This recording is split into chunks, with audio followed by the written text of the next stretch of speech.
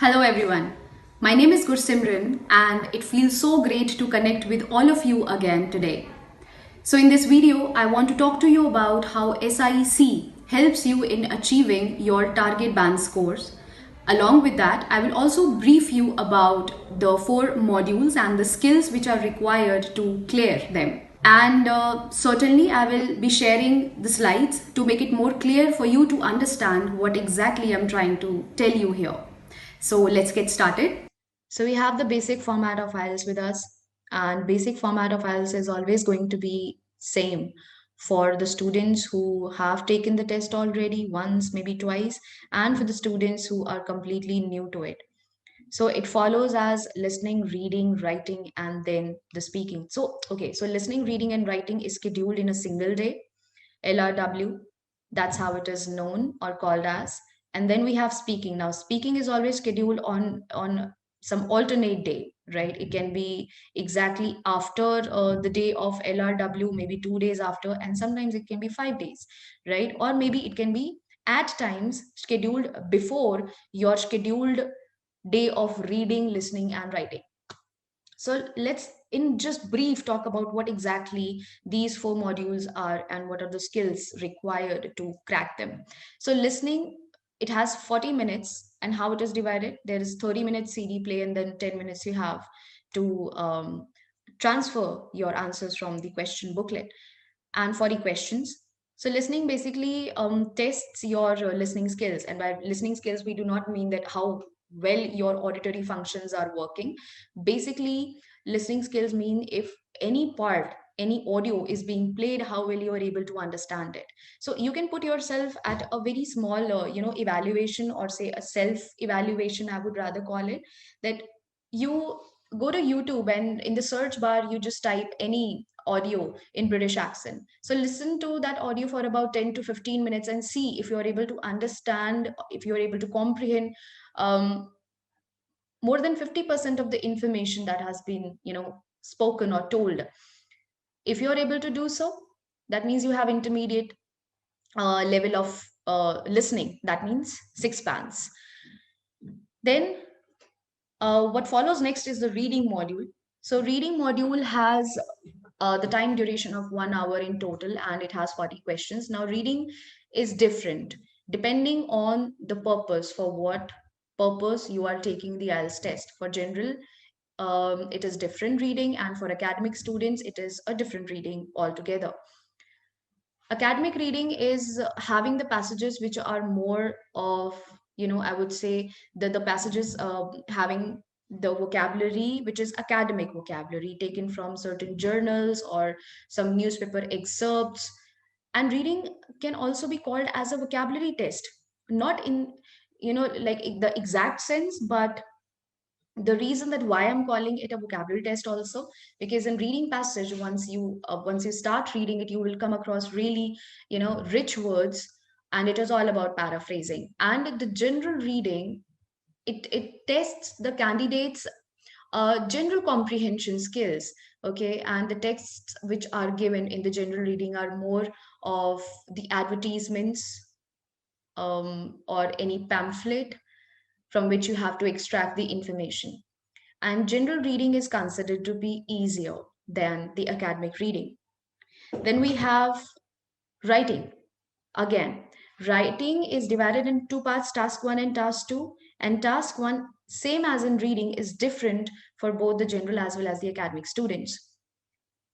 So task 1 for academic students is a graph, and for the general students it is the letter.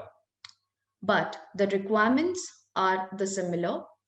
150 words to 200 words you can write, and you get 20 minutes only. And then in task 2 we have an essay which is of 8 types in IELTS, and then the time duration is 40 minutes, and you are supposed to like write the essay in about 4 to 5 different body paragraphs.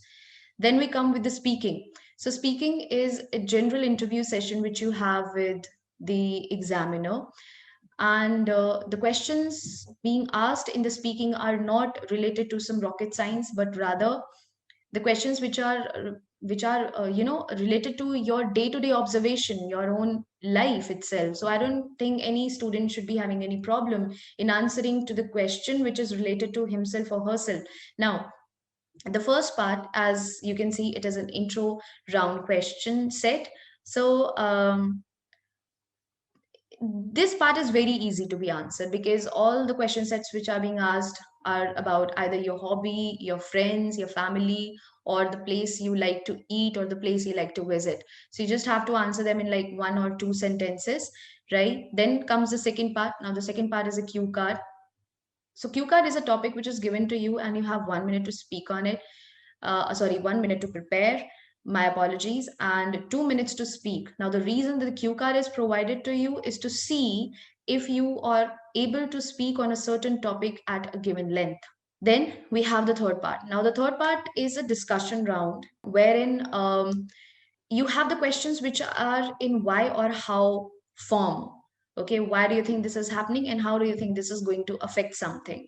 And the reason that it is like reported is to see how you feel about something and if you are able to express that feeling in English and to a greater or to a certain length, same as in cue card. So that's how the basic format of IELTS is. I hope that once you decide to get enrolled with a certain trainer, with a certain institute, the trainers are going to help you with the better understanding of that. Now, before we move on to the next slide, I want to discuss, see, working on the format always differs according to the level of the students, because IELTS is not just about that cliched style of training where as a candidate you are made to sit in the class and then daily all you are doing is just the reading, listening, writing and speaking, because it has to be based on your learning need. As I said, there are always two set of students who are walking in.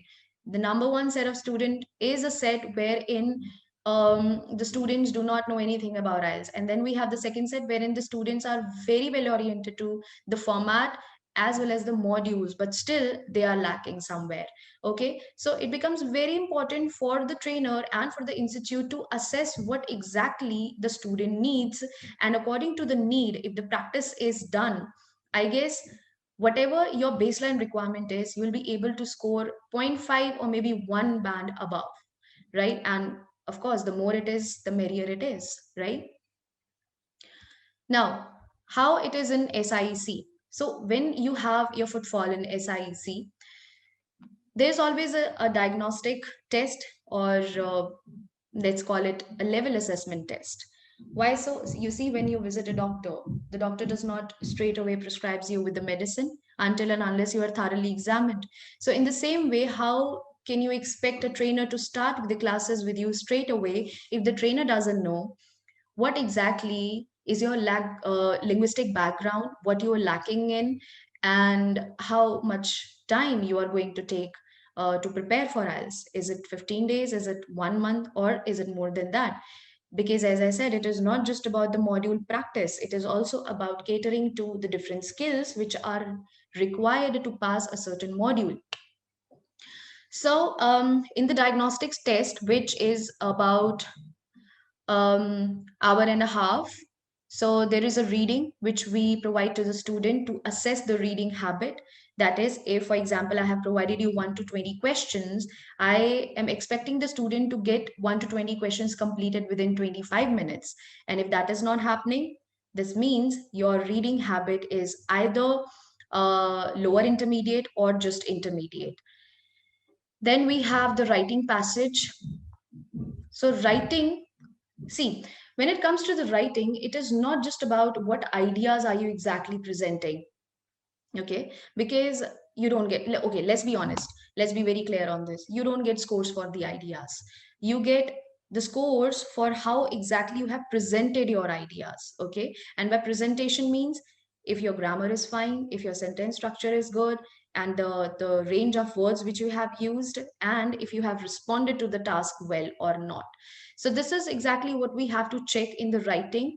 And then comes the speaking. So speaking, again, pronunciation, fluency, how coherent your ideas were. And after this diagnostic test is done, then only we jump to the conclusion if you need 15 days of classes, if you need a month of classes, or if you need more than that. So once the enrollment is done, the whole batch, I mean, your whole duration, your whole journey with SIC gets divided into three different phases. So, first is always the orientation batch. Orientation definitely is important because we cannot just make you sit in the class and tell you, okay, so this is reading, and then you have the 40 questions. Now, this is the writing part wherein you have task one, task two, because that, every student makes his or own research before joining any institute. Let's be very honest, okay? So, the basic detailing of IELTS, more than 90% students, they already know. So the orientation is not just about this. The orientation is about the different question types which are reported in a particular module, and how an individualistic approach should be towards those question types. Then comes the learners batch. Now the learners batch starts exactly from the start of the second week, because that's when we come to the conclusion that, okay, the student is completed, the student is done with all the strategy sessions, and the student is bit of independent now. From here the practice level also advances, and then you have the intermediate to upper intermediate level of tests reported in your daily class practice, and you are expected to maintain a score of about 6.5 to 7 bands, right, in the second week itself. Then comes the master batch. Now, the master batch is exactly 10 days before the final exam. So, how do we do that? How do we exactly cater to the master batch students? So, the master batch students, they are always provided with the reading, listening, or the writing material, which is a par advanced level. And then there is always this minimum band criteria set for them. For example, if I'm providing a tough reading to a student who's just looking for 6.5 bands. So in that tough level of reading, I would expect the student to secure minimum of 20 or 22 out of 40. Because let's not forget, the level of the test which is reported in the real exam is always intermediate. So if somebody is walking out of the examination center and tells you that, oh, okay, reading was very tough, I didn't really understand what exactly was given in the passage. So my suggestion, don't fall for that. Okay, so that's how the classes are planned. So the teaching methodology, now I just want to brief you about the teaching methodology of all the four different modules. So when it comes to the reading, see, these are very basic strategies, but once you start working on it, you will realize one thing, that this is not an overnight game. So the tips include the time management, which of course is very important. Then it is the skimming and the scanning, depending on the question type. Okay, then we have the elimination method. Okay, so when we talk about the elimination method, see, if you have heard about it but you have not started implementing it, then there is no use of it. Because elimination method, once you master this strategy, I guarantee you, your match the headings, your multiple choice questions, be it of reading or be it of listening, and then the true false not given, you are always going to get them all correct. Okay, then we have the prediction technique, which is of course a very, very important part of the reading module. Now, what we always tell the students to assimilate in their training is that you are not there to read the passages to gain certain knowledge out of it, but to find the answer. And by which I mean that sometimes a student who starts with the reading does what, he or she tries to take in all the information that has been provided in the passage, but that's a wrong approach. Okay, so this is exactly what the techniques are, but there is more to that, as I said, because we have to work on the question type. Then we have the listening. So these are the tips in brief, which are very important for the listening module. So you have to make use of the gap time, and by gap time, everybody knows that there is a narrator, and the narrator who tells you, okay, now you have some time to look at questions 5 to 10. So you have to make use of that gap time to make certain predictions that what exactly the audio is going to be about, because you get that information when you read the question. So prediction, as I told you, then you have to see the question wise explanation of the tips, which will be there in the classroom, not here in the PPT slide. Okay, then you have the listen and link answers as per the demand of the question. So in the instructions, the demand of the question has always been highlighted. So you have to read the instructions carefully. Then grammatical accuracy.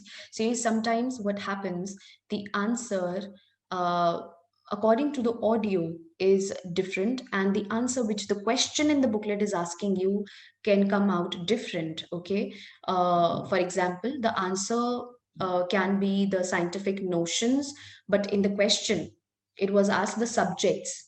What subject is the speaker talking about? So the answer should be science. Okay, okay, so let me make it very clear to you. You must be thinking that how are we like supposed to know if it is scientific notion or if it is a science, because it is always mentioned. Two of the options are always going to be there in the audio. You just have to listen to it, that is it in the noun form, if it is in the verb form, that the answer is needed. Then we have the note taking technique, and then the correct count of word choice. Very, very important. That means if the answer is asked in no more than one word, two words, or three words, if it is no more than three words, the answer can be one word, two word, three word, but not more than that, and the number. So once you happen to enroll in the class, you are told each and every part of it, okay? Because I know there are sometimes certain confusions when it comes the answer wherein there is a number as well, and then there is the uh, word also. And in listening, there are two main question types which the candidates often get stuck with. Number one is multiple choice question, and that too if those multiple choice questions are in a sentence form, those long sentences, and you barely have the time to scan through all the questions, and then it is the maps. Okay, then comes the writing. See, in writing, the explanation of the rubrics is very important. Now, the rubrics are those four skills which the examiners are looking for in your writing module. Now, if you don't do that, if you do not know what rubrics are, then my dear friend, you are just wasting your effort, you are just wasting your time, because you don't know what exactly you have to provide to the examiner. All you are doing is just writing and writing, but you don't know exactly what the rubrics, what the skills are, which are actually very important. You see, this is not how it works, that the examiner read from the beginning till the end and now he's like, okay, you have 5.5 or you have 6 bands. There are four skills on the basis of which you get the scores for, right? Then we have the brainstorming sessions, that is the pre-discussions. The coherence and the cohesion practice is very important. That is, in a layman language, the usage of the certain connectors and the transitioning words.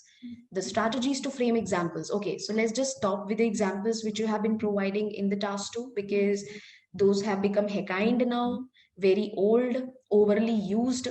And I'm talking about the examples such as according to a university report, according to university survey. Let's not do that anymore, please. Then we have the idiomatic language use. So basically here, idiomatic language use, what we mean here is that the idioms are not exactly welcomed in your IELTS writing, because IELTS writing is a formal writing. So rather going for the idiomatic expressions, how about we just work on the vocabulary? How about we just work on the rich words? And then we have the post discussion session. So SIC's USP pattern with writing is always, as I said, not just working on the format of the writing, but the skills which are required, okay, in order for any student to secure 7 or more than 7 bands. And as I mentioned, we have students who have not just scored 7 bands, but easily secured 7.5 and 8 bands also in writing. And when I say this, believe me, it is feasible, it is very much possible. And then we have the speaking with us. So again, just like in writing, in speaking module also, you need to have all the rubrics, that is pronunciation, fluency, coherence, lexical resource, and grammatical range and accuracy explained. Now, if you don't know what, on basis of what your speaking is being assessed, again, it is of no use. The practice is just not making any sense. You are going directionless. Then we have one-on-one interview style. like the exam style it is in the class. When you happen to enroll, you have to indulge into the one-on-one session to make yourself more comfortable with how exactly it is going to be in the examination. Then we have the idea generation strategies, and one of the idea generation strategy is to have a club speaking. Now you see, if you become adamant to the club speaking, that okay, I don't want to speak in front of others, then this is not a welcoming part. Because okay, so there is a very simple logic behind it. It not just helps in the idea generation or idea sharing, but it, if you are coming to the class for about 4 to 5 days and you are already familiar with the faces around you, so still, if you're not comfortable in speaking in front of them, how will you be able to speak in front of completely strange face on your final day? Tell me, isn't that so? So that's the reason it is important for us to have a club speaking as well once in a while, to help you with the idea generation. And then we have the focus again on the coherence and the cohesion. We'll be providing you with the idiomatic expressions and the switching technique, which is very important for the cue card completion, because I know many of you struggle with, how to complete the cue card within 2 minutes. And in class activities, group discussions are there, role plays, presentations, and vocabulary enhancing games. That's what SIC, provides you with to help you score better. So that's pretty much about it, about all the 4 modules and what exactly is the SIC's approach whenever a student is walking in. And so as you can see, this is the SIC's class curriculum, wherein we provide with, this is for the online classes and this is for the offline classes. So these are definitely going to be the live classes and sometimes recorded for students' reference also. Then we have the short batches with us. Then we do provide students with the home assignments, uh, a separate doubt or the strategy session, master classes, discussions, weekly mock tests, which are very important, early morning and late evening batches, and then we have the time bound exam practice. And for the offline, we do provide with the short batches of 2 hours depending on the need of the candidate. Sometimes the candidates are working, and then we have the short batches, as I said, for 2 hours, and the 4 hours also, that is the full-fledged batch. Work from home, not exactly you sitting and working from home. Work from home, that means you practicing a certain essay and send it, or emailing your response back to the trainer, and the trainer will send you the feedback. Okay, so that's what working at or from home means for IELTS student. Then we have the strategy as well as the doubt classes, the master classes with us, the discussions, mock tests, weekly mock tests. And mock tests are very, very important to keep a tab on your performance. Only then we get to know how much you have understood. And then the time bound exam practice. And time bound exam practice is definitely how long you have registered or enroll yourself for, is the time wherein we push the student, we make the effort as trainer to get the student grasp everything that he or she needs for the exam. So, guys, I hope that you have understood. And any further query or any further question, if you have, I believe we are more than happy to help you. You just have to reach us on the number that has been mentioned. So, thank you.